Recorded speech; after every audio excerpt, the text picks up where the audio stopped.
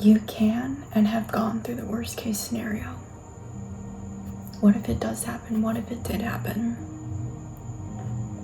It might have happened already. So often we play worst case scenario. Worst case scenario, blank happens and I'm screwed. I'm out of luck. Then that's how it rolls. That's what happens. Alex Hormozi talked about, I know I've said this before, about running a business, trying to do acquisitions.com. He played out the worst case scenario of being broke, homeless, couch surfing, and what he would do in that situation. And then he moved forward.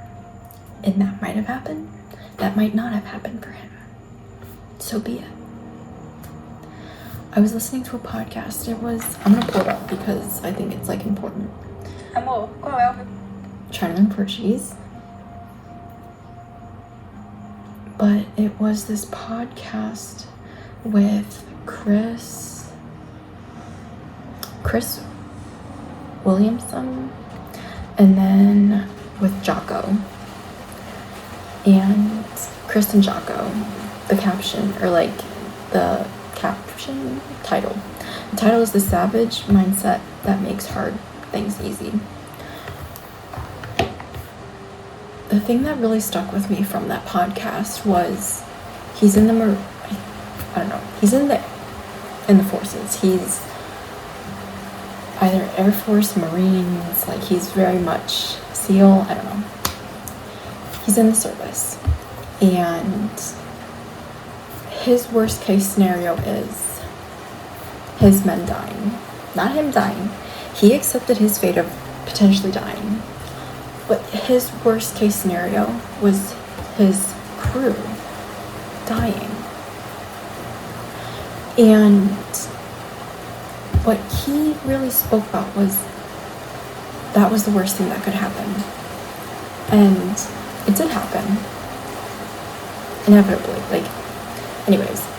And so fast forward.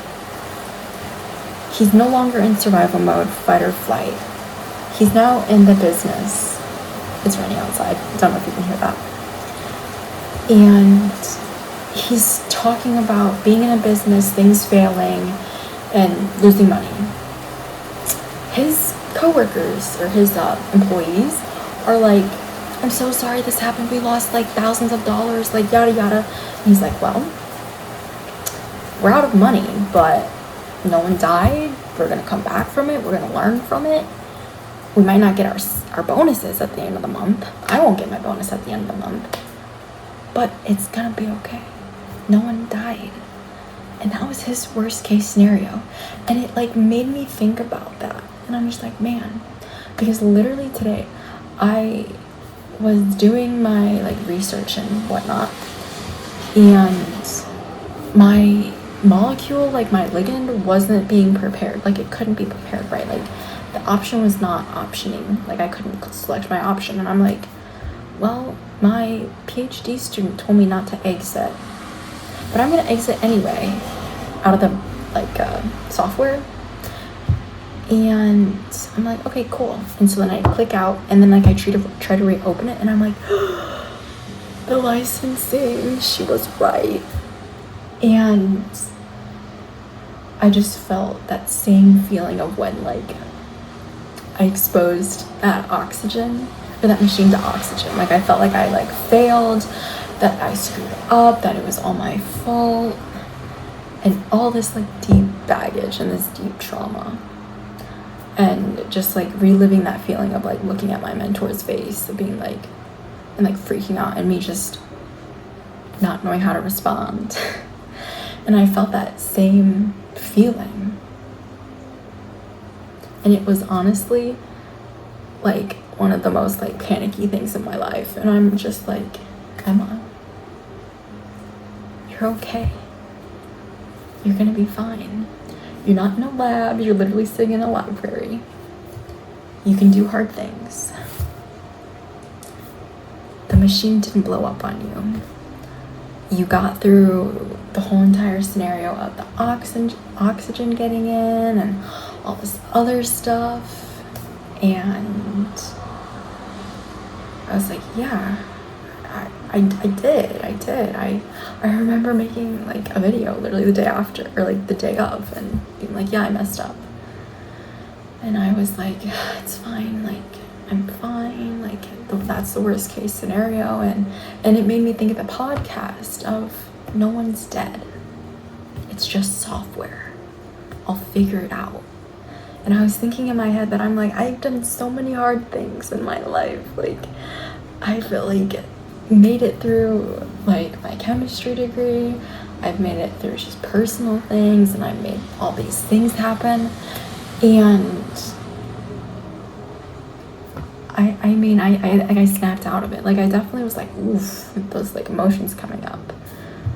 But it just reminded me that the worst case scenario happened of like losing the licensing, but then I was fine. It turns out I actually fixed my problem because I like closed the licensing box info, and then I closed like the application, and then I opened up the application and it said, yo, you need a license. So I retyped in the license and bam, license restored. So I was like, ooh. And then I texted my PhD student and she was like, oh, excellent, nice problem solving. And I'm like, yes. But yeah, anyways, long story short, if the worst case scenario happens, then move forward and live on life. And that worst case scenario is the basis of what the worst case scenario is for the future you. And then if you were able to make it through this, then you can make it through that. And if you can make it through this thing again, then you can make it through that. Very long-winded way around it. But I'm just trying to give you the 411. I forget what it's called, but like the tea, the thing, the topic. And yeah, so I'm gonna leave you with this. When you think that the worst case scenario could happen, let it happen. Because you'll find out that you in yourself are grit, resilience, discipline, determined. That you have all the steps in front of you perfectly laid out. Just imagine yourself with like a blindfold on, and you're like trying to step your foot out into like different places of like the path, but the path has already been created for you, literally straight ahead. But you just need to figure out that it's right in front of you, instead of going like, oh, that's not the path, oh, I just found it, oh, this way, no, because you don't know where you're going, but you know that it's right there. That it's like you just have to keep figuring out and walking on it. That like you might get sidetracked, but then you might learn something and get stronger, and you might take a few more steps forward and be like, yo, this is it. And then you're like, I don't really think this is it anymore. And then, you know, figure it out, you get it done, you deal with it. But yeah, I'll just give that to you and take of it as you will. Food for thought.